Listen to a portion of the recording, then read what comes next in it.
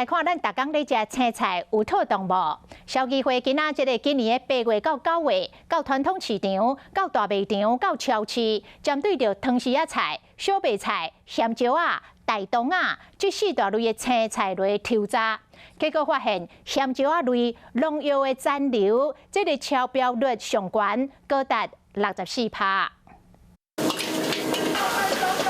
大家食菜时上惊去食到农药。消基会今年8月到9月，西6都的传统菜市啊、超市、大卖场来抽验80件做调查，其中29件无符合标准，无合格率达到36.3%。这摆调查主要针对白菜、汤匙仔菜、大冬啊、番茄啊4大类，其中番茄类农药残留量达到6.4%，比政府抽验的结果更加悬。去走。所有消费者你能走到的管道，我通通都采样。但是政府机构，比方说果菜市场，你送进果菜市场，我才抽验；你不送进果菜市场，跟我没有关系。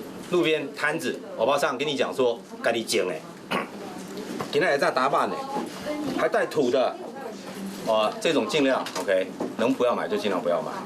那这个时候如果采了，你买了，你图一个新鲜，你图一个便宜，下场。自己要承受。亲像台北福林街市场，每一袋白菜分普年钞票150杯，百里普分钞票140杯。消基会就提醒大家，农药较会残留伫咧这个食。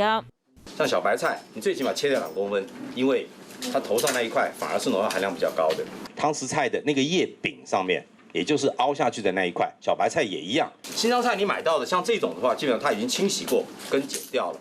但是它的每一页下面你可以看到有土的，所以它只是拿清水冲洗过，然后呢就把它拿来包装。